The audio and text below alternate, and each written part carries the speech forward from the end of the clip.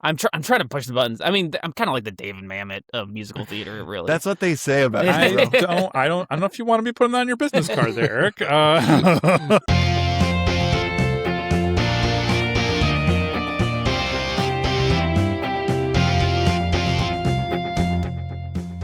Well, hey everybody, it's Michael Osinski. And it's also Tyler Esselman. And you are viewing or maybe listening to This One Goes to 11. This One Goes to 11, our podcast where each week we invite someone into our virtual living room to make their case for what they believe is a perfect album. So perfect that 10 out of 10 is not good enough. Nope, still isn't. I was trying to mix up the cadence a little bit, like we talked about with Kristen. Yeah. I went on autopilot again. Yeah, it's just there's a patter that we just like patter. I think that either could work in this situation. Sure, sounds good to me. All right. So season 10's trucking right along. We appreciate you coming back. We know you come to This One Goes to 11 for we know we're a musical touchstone in your week, and if we are, we're grateful for that. In these trying times, we're glad if we can provide a little bit of regularity in your life with some tomfoolery each week. This season has been tomfoolish so far, wouldn't you say? I think so, but I'm sorry, I'm just hung up on the fact that you talked about us providing regularity and all the references to fiber we've had thus far this season. Consistency, however you want to term it. Hey, why not both? Yeah, exactly. Yeah. I wish that for all of you. So do you want to remind our guests about, or remind our listeners about what the hell we're doing this season? Yeah, the guests, you're going to recognize them because they've all been on the podcast before. The albums, you might even recognize those too, because every single album that is coming before the tribunal to enter into the pantheon this season is something that came out before that particular guest was born. Yes. So, some older albums this season. And Tyler, yeah. Tyler, who are we talking to this week? We are talking to the inimitable Eric Richardson. Eric! Hi. Welcome back. Thank you for having me back. I was trying to remember when I was on before, like what year. I think weren't you season 2? Might have been. It was early-ish. It wasn't the first season, though. But right. I believe you were season 2. While. And I was doing Company, the original cast album. Yeah. Which it's amazing how many Company references I make in my life. I make a lot of very applicable, especially this. I mean, we're all in our midlife eras, and feel like that's very applicable to us at this. Well, not me anymore, because I got married. For those of you who are out of the know or maybe not up to date on your Eric Richardson lore, the Eric Richardson lore continues to be, and is even more so, a shared cinematic universe with other friend of the pod, dear friend of the pod, top tier, top drawer friend of me and Michael's, Ashlyn Lozano. They tied the knot. Yeah, we did. Freaking knot. I like that we're in a shared cinematic universe, which is also everyone's shared cinematic universe, because it is reality. Consciousness, existence. Yeah, we are also in your, dear listener, your shared cinematic universe as well. Yeah, so I can't lay claim to the feeling emotionally like Bobby from Company anymore. But guess what? Our first dance was. It was Mandy Patinkin singing "Being Alive." I know. Wow. I know. That's a great choice. A little and that was a game time decision because we got married in Vegas, and there was this place called Sure Thing Chapel where they kind of handle everything for you, but also ask you quick questions right before you're going. It's a Vegas wedding, so that's fun. We had not thought about what our first dance was, and they were like in the back right before we walked down the aisle. They're like, "All right, what do you want for your first dance?" And they just like pull up a little iPad, and we're like, "Oh, we did not." So we quickly thought of something, and I was like, "Oh, Being Live, like it connects," but we had to pick one that was like not a cast recording because you don't want to dance to people saying "Add him up, Bobby, add him up." Yeah, right. So we went with Mandy Patinkin. That's perfect. Good choice too. Yeah, it worked out really well. Mandy's so far. I mean, it's only been 2 months. Anyway, okay, so you talked about Company last time. We asked you to bring an album to us that came out before you were born. You gave us several great options. Tell us, though, what is the option we have chosen for you today? What album hath thou brought before This One Goes to 11 tribunal again?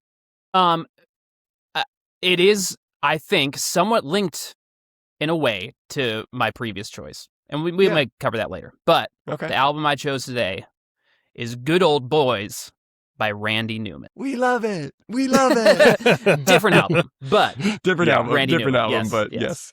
Wow, Randy Newman. Okay. Yes. I don't know if I would have guessed that Randy Newman would come before the pod at some point, but I have a reason why that is that maybe we can get into a little bit more. I'm shocked that it hasn't, but fair enough. I'm curious. Well, I guess we can get into like what everyone's experience with Randy Newman is, but totally. Yeah, I think it's which relevant. I think it's probably not albums. I think most people's exposure to Randy Newman is films, but we'll probably get into that. You both are exposing some key threads here. But this is it's important because I think Randy Newman is pretty ubiquitous for whatever reason.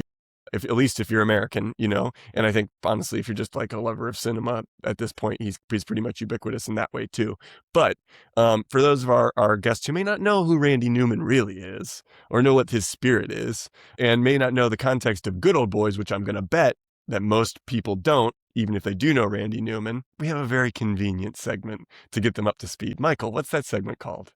It is called The Beginner's Guide to Randy Newman's Good Old Boys in 60 Seconds. Yes, and Tyler's doing it. Yeah. You've had quite a few in a row. Our schedules got moved around, and so Tyler's been doing a lot of these. Yeah, I've had a run, and that's okay. I'm okay with that. Yeah. This is, Eric, as you might remember, this is your chance before you build your case for why this album is perfect. That is the argument that you're making, is that Good Old Boys is perfect, quote unquote. As you make that case, I get to take on the challenge of summarizing Randy Newman in this album in 60 seconds, and you get to assess me in whatever way you see fit. Sound good? Perfect. Okay. Okay, I got 60 seconds on the clock. 3, 2, 1, go. Few artists have the distinction and staying power to be the permanent soundtrack to a win by one of the greatest baseball teams on earth, but such is the power of the idiosyncratic Angelino piano man, Randy Newman. We love it! Born into a family of noted Hollywood film score composers, Newman has been crafting tunes since he was 17. He has built a nearly 70-year career out of blending the old Hollywood DNA of his father's family with a deep love for New Orleans R&B and Americana from his mother's, all strung along his distinctive nasal, matter-of-fact baritone. His songs have been performed by every notable vocalist of the mid-20th century and their mothers, and while the younger generation might know him primarily as Mr. Pixar, his non-score discography is noted for its subversive lyrical content and lush yet approachable orchestration. Good Old Boys, his fourth studio album from 1974, captures this essence perfectly. A concept piece examining the American South and our view from outside it through a complex, nuanced lens. Now considered by most a bold experimental entry in Newman's catalog, Newman remains an essential voice in the American songbook, and dare I say, we've got a friend in him. Ooh, perfect. All right. Did you practice that beforehand? What'd you say? I said, did you practice that beforehand? Did you sit there and time yourself in front of a mirror? Yeah. I didn't. That was very, I feel like you started large and I was worried you weren't going to make it. But you did kind of distill it down because it's not an easy album to kind of cover in 60 seconds. There is a lot too much there. To get too into much that. there. Yes. So I was going more for the spirit of things. How'd I do? Yeah. Oh, I thought it was great. Okay, great. Yeah. I'll take a great. That's a good like back of the album excerpt kind of situation, Let's take it back to you. So we had you on several years ago now, and we know you from the theater scene. We know you from loving Ashland and kind of like becoming part of our broader Chicago family. Because of that, and like a lot of our talk was about kind of like music and theater and all that kind of thing. You're a person who thinks about it all the time because you write musicals. You live your life in a musical way. One might say you're dancing through life. Oh.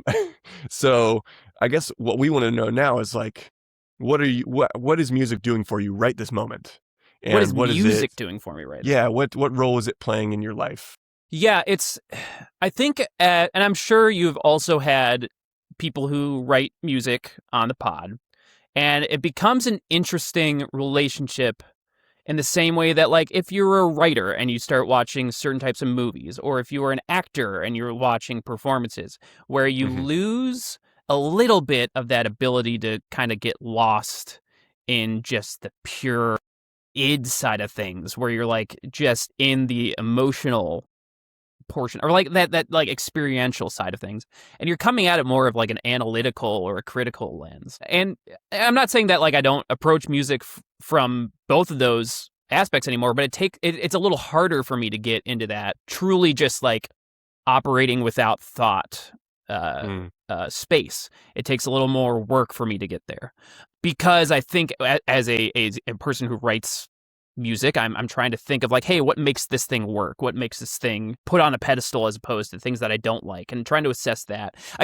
I've actually been thinking about this recently, and I threw this out to some of my friends, and they kind of were like, what are you talking about? If you think about like wine, when you first start drinking wine, you don't really know what to expect. And maybe you drink what's in front of you, and maybe you like it, maybe you don't. Maybe it's repulsive, and it might be repulsive because you're not used to that palate, right?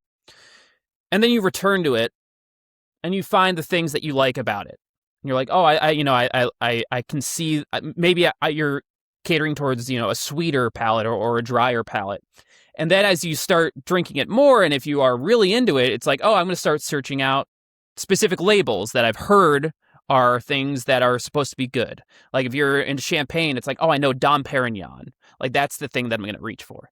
And then there's this like layer underneath that where it's like, oh, now that you've tasted what everyone says is the good stuff, then you start getting into like, well, what do I actually like? And you start getting into the underground stuff. Maybe you get into the funkier flavors that like for an entry level person, like you 10 years ago when you first started drinking wine would be repulsed by. But now that's the thing that you're seeking out. Or like, I don't know. I don't know why this has come to my mind as an analogy. It's very complicated. But I find it with like, when you are getting into, it doesn't have to be music. It could be books or theater or films or something. There are those levels of like entry level and then accepted canon and then like freak stuff, right? And so I do think there's layers of that to what I'm approaching with music lately. Where it's like, hey, I am now settled into the stuff that I find interesting. And sometimes that can be stuff that is like jarring to first-time listeners. And sometimes it's stuff that seems very simple, but is like a complex layer or like a perfect encapsulation of something that I could never have thought of writing or something. And I think Randy Newman specifically, sorry to transition on your behalf, is somewhat of that to me. And I know that because of his association with film work, people don't expect him to have this sort of funky flavor to him that can be attractive to songwriters. But he is sort of that guy that like so many singer-songwriters, so many songwriters in general kind of like look at him as this, he does some like genius level stuff, this galaxy brain level stuff that is like so layered in subtext, and it's almost like reading a novel, but it is presented in this very plain, simplistic manner that you're not expecting. And I feel like this album is a good example of that, and one that I, especially as a theater writer too, come back to a lot, because it is, in my opinion, very linked with theater, musical theater specifically, especially because of its origins. I think it might behoove us to like talk a little bit more about like the context of what this album is for anybody who hasn't listened to it yet, because I think we've talked about it in a little bit of general terms. And so Randy Newman, Pixar guy, You've Got a Friend in Me. I was listening to some of the other songs from the Toy Story soundtrack, and I was like, I forgot how good some of these other songs are. Yeah, that was my entry. I mean, like, I'm a child of the 90s. Like, of course, I was not seeking out Good Old Boys when I was, 7. Sure. I had no context for that. So my first encounter with him was Toy Story. Yeah. That was the movie from my childhood. Strange Things. Yeah, and like there's Great something song. about the I Will Go Sailing No More was something that I was so like I had like latched onto that for some reason. I could not put into words why. And it's just this like such a bizarre, melancholic, like it's the usage of it in the movie is strange. Like, why are these like songs that are written for the movie but they're not being like sung by the characters? They're just like mood pieces. And so there was something strange about it and sad that I couldn't quite understand. And I think that is why I resonated with him so much today is like, oh, I have this connection with him as a child, but he as a writer is also like playing off nostalgia of every era. Yeah. Anytime, any song that you listen to it's going to have this like sort of inner pang of something going on. It's a very emotionally resonant songwriter in a way that you're not expecting. Mm-hmm. Especially kind of like of his ilk of piano-based songwriters from that era. I think he's a little, I would need to compare the ages, which I haven't done at this point, but like, if I'm trying to think of like his other piano-based contemporaries, you got Billy Joel, you got Elton John, those kind of characters who were maybe a little bit poppier than he was. Maybe that was part of the reason why they played a different role than he did. Where do you place him among that kind of like echelon of piano-based rock artists of the time? I think of him as this sort of like perfect bridge between like all of 20th century American music because of his family history in the film music space and this sort of like Tin Pan Alley-esque songwriting. And then that's kind of like hitting Randy at this moment of like he's coming off of like when he was a kid, he's listening to like Ray Charles. And so he's got that like 50s Americana there too, which I think like Billy Joel had and Elton John certainly had too. And so he's becoming this more popular songwriter right in an era where rock is maturing beyond I don't know, teeny bop hits. So he is this like gateway for people of all ages to kind of like latch onto him in a way. Where like Billy Joel and Elton John, they're more on the rock side of things, and Randy is sort of in that space, but also pulling stuff from like 50, 60 years prior to him into that mix too. So it's both like backwards and forwards thinking at the same time. And he's still kind of operating in that space today too. And he's had such a long storied career. Like he's still putting out albums. Yeah. Billy Joel isn't really. I mean, he's certainly like selling out stadiums in a way that Randy isn't. But like, I don't know. He is truly a songwriter at heart, and then like a performer second. Where I think Billy and Elton John are sort of more in the performer space. That's a good way of putting it. Actually, yeah. I think that he is a songwriter first in a way that they are performers. Well, maybe they would disagree with that, though. I don't know. Michael, what do you think about that?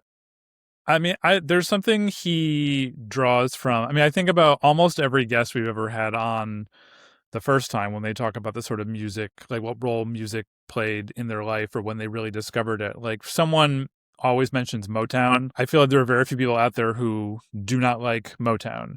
I think like that you mentioned Tin Pan Alley and Motown. Those are the sort of eras that feel like they do remain timeless. Relevant. And yeah. I would say, I mean, I'm not looking at things very, with a magnifying glass, but it does sort of feel like Randy Newman has not evolved much in terms of the style or the sound.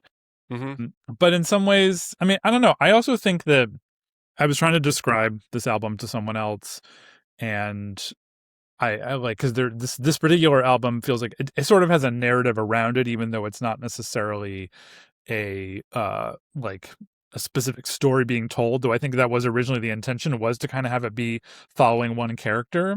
But it's got remnants of that, and we can get into that when we talk about that. Yeah, I mean, it feels sort of like a song cycle, I guess. Like if we were going to apply like a musical theater term to it, it would feel, like something along those lines. But yeah. Yeah, and I think that's something that sets him apart, and maybe is why he hasn't quite, when you think of like his sonic choices, there's not like eras of Randy Newman, right? It's sort of all one body. But I think that's strictly 80s Joel, man. Yeah. And I think that's because his approach to songwriting, where a lot of what we think of as like an artist, like a songwriting singer-songwriter artist, is like you are experiencing their perceptions of themselves being manifested through their music. They're expressing parts of themselves out, and then that goes through periods of reinvention and experimentation. Whereas Randy, I don't know there is like maybe one album where he kind of gets into himself a little bit, but it's mostly backwards looking. But most of his work is character work, where every song has a point of view that often is not himself. And you don't see that a ton. I mean, there's instances of that. I would say like Ben Folds does that sometimes, which is certainly, he's in conversation with Randy Newman. Absolutely. Definitely. John Darnielle of the Mountain Goats does that a lot, where I think Good every shout. song kind of has a little character, and he even has little stories that expand throughout his oeuvre. But like, I love that. That's a great connection there. Yeah. And maybe John Prine, who was one of his contemporaries too, are pulling these like, when you listen to a Randy Newman country song, side of things. Exactly. And when you're listening to a Randy Newman song, I'm never thinking this is Randy speaking. I'm always thinking, hey, who is this person that is singing the song? And he pushes it to the limits in this album for sure. And I think that is an interesting perspective to have as a songwriter. And that kind of goes back to he started out as a songwriter for other people. Like he wrote Mama Told Me Not to Come, which, you know, that was it's like you don't think of like Randy Newman as being that guy, but I think he has that ability to inhabit other mental spaces. I can only think of, I know Mama Told Me Not to Come. I know they're not, it wasn't the original recording artist, but that there was a cover of that song that was very popular when I was studying in London. I'll give you one guess who covered that song in London. Let me just give you one clue. The Brits love him. Brits love him. Robbie, what's it? Oh no, that's a good guess. Not Robbie Williams. Tom Jones. Oh, yeah. Another storied career. Fits. My brother-in-law is a huge Tom Jones fan. Really? Yeah. Wow. That's another story though. It's just weird. It's just weird to hear people say like they're a Tom Jones fan. Yeah, well, he's different for us than he is for the Brits, probably. Yeah. Well, it's also my brother-in-law is a singer. Like an opera singer, and like one of his professors was really into it too. And like when you approach it from like a vocal the performer, level. The performer side of things, it's there's stuff going on there. I think he actually he's got something going on that comes off as a little corny to us today, but I think he's still very talented.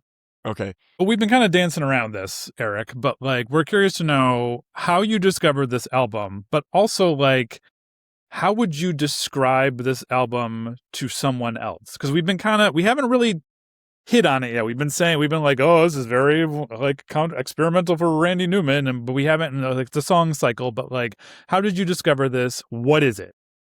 I can't pinpoint exactly where I discovered it because I feel like it just pops up in conversation a lot with, especially through other artists. Like it might have been like some singer-songwriter I was interested in had brought it up, but it's also, you know, it is the Toy Story of it all, where it's like, hey, I know Randy Newman's here. I don't know much about him, and I'm going to dig through his back catalog and maybe look it up online, and people say, Good Old Boys, one of the greatest albums, you know, unsung of all time.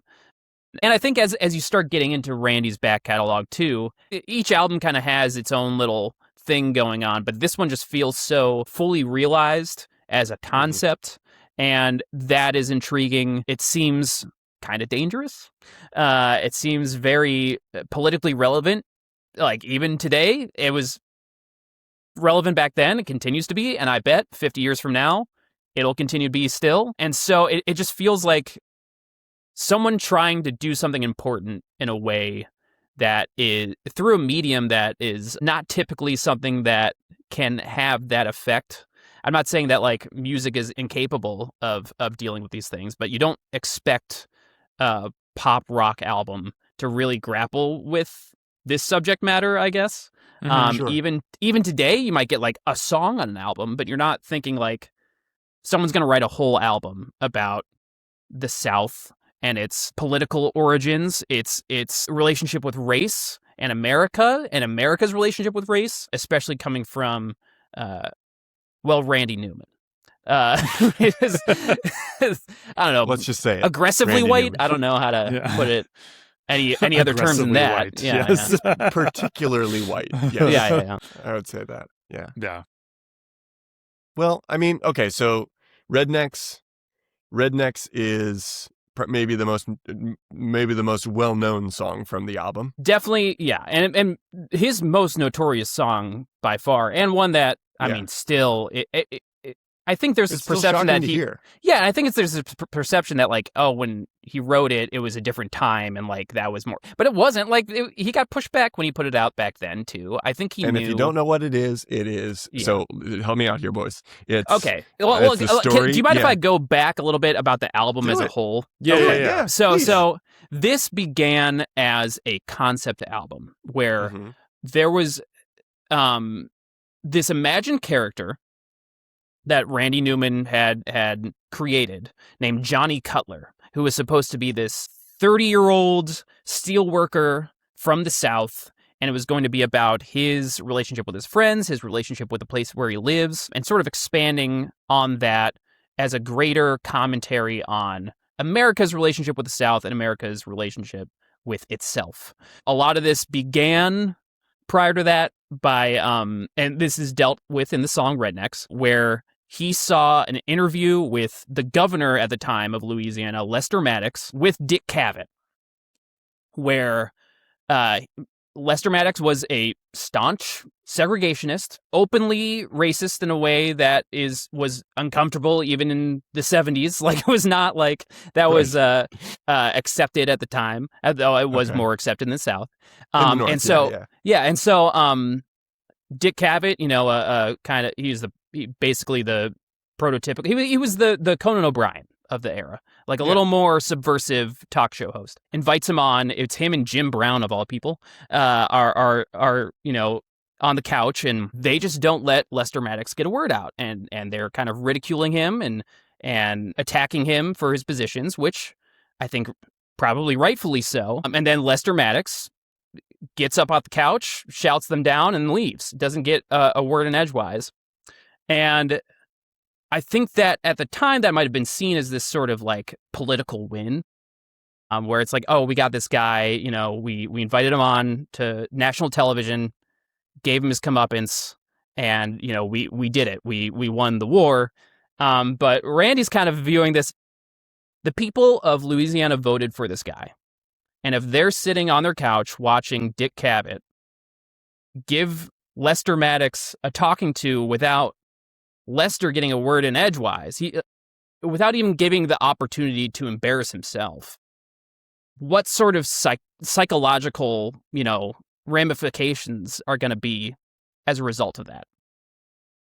And so he starts inhabiting this Johnny Cutler character as this, like, sort of generally more educated than you would expect Southern gentleman who has this resentment towards the way people think about him in the North, but also is unaware of his own failings. I find this relationship to happen a lot throughout history, where there's this, I don't think that, like, we should be giving these people TV time in the first place, because that does sort of give, more. Sure. But I also don't think when we give them TV time that necessarily just attacking them outright is going to be it's a gamble. It's a roll of the dice, where on one hand, yes, you can embarrass them and that could be the end of it.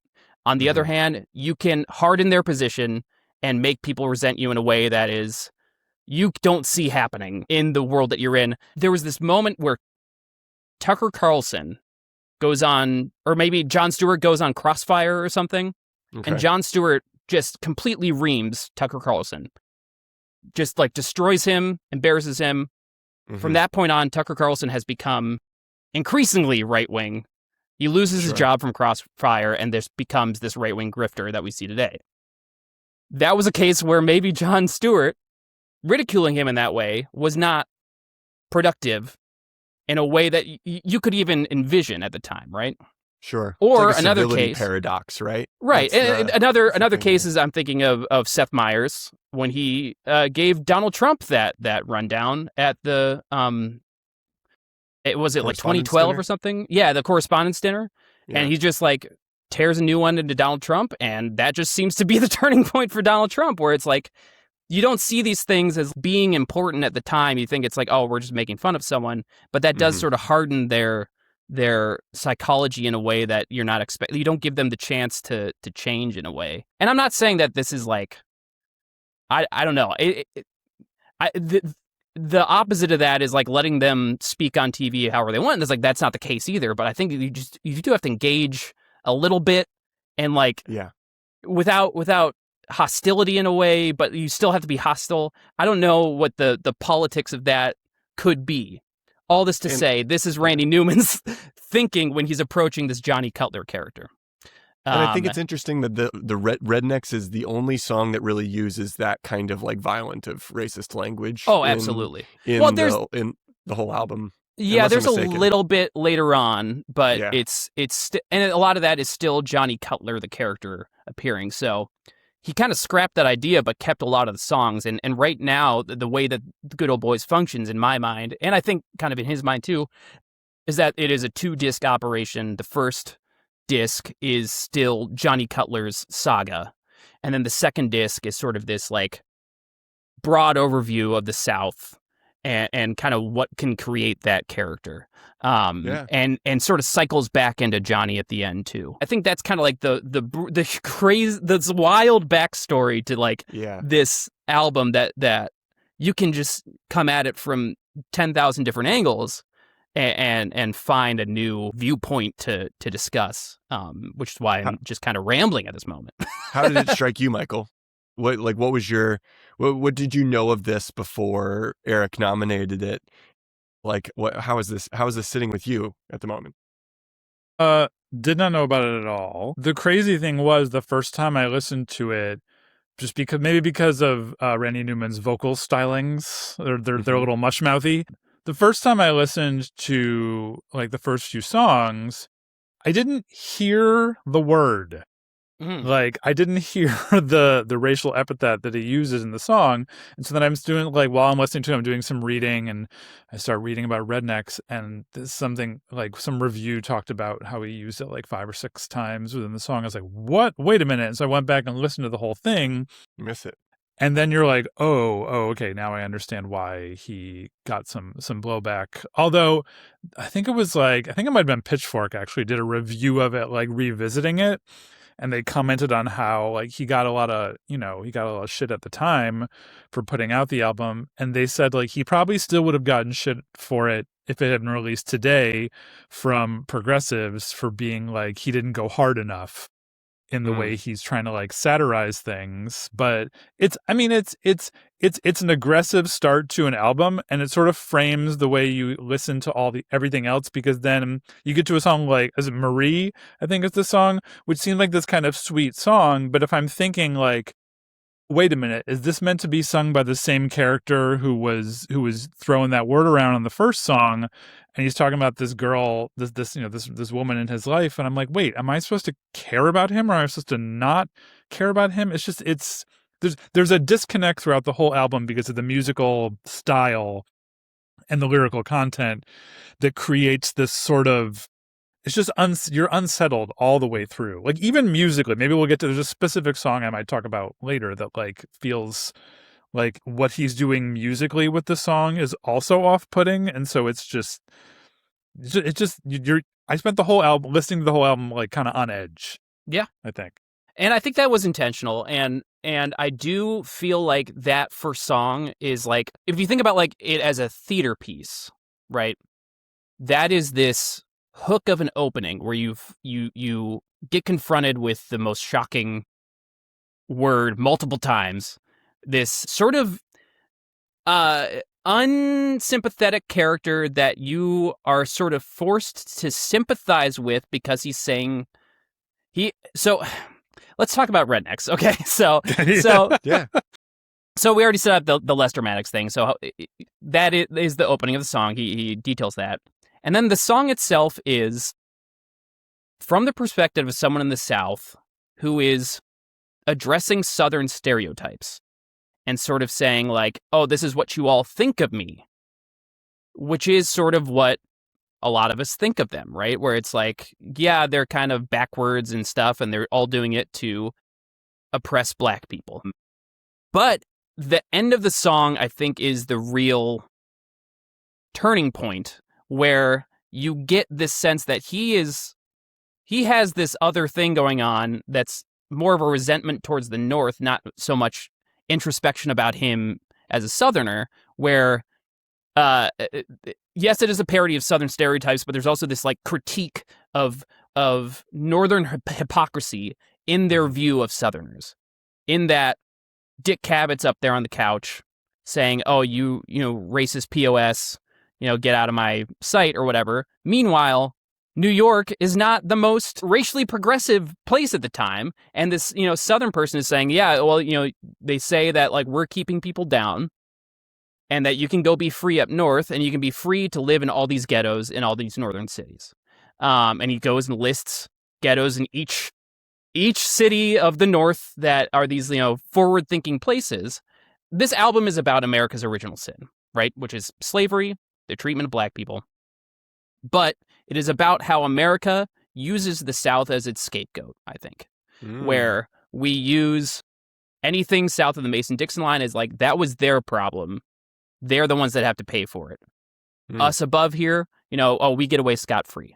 And I think that is the main critique that Randy Newman is trying to approach out of this, where he's saying, yes, this was terrible, but are we any better?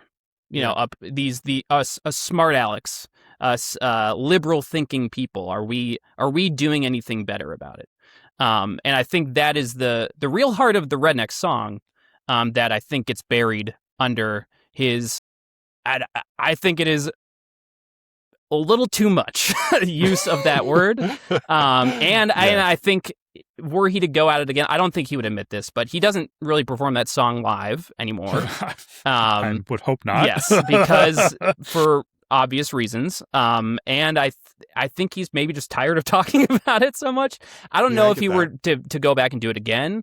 I don't think he would be the person to admit to say that, like, I would do it differently. I think he would probably, as an artist, say like, I was doing something political there and whatever. But I also think he probably wouldn't do it, like if you were to write that today. Back to my theater point is that like this is such a very strong, aggressive opening that is the hook of the rest of the piece, which is this sort of like explanation of this guy. Like, how does this guy get to be who he is? Where he is sort of half self-aware, half unaware, and also just like all of the weight of our white guilt is put onto this one guy who's this steel worker in the South. And so the rest of the album, I think, is an explanation of him, and I think it can kind of like loop back on itself, especially once we get to the end, as like, and you kind of get that opening sort of recontextualized in a way. Well, this seems like a good time for maybe we can pivot to something else, which is any of the other songs on the album. You mentioned earlier that you were debating between 3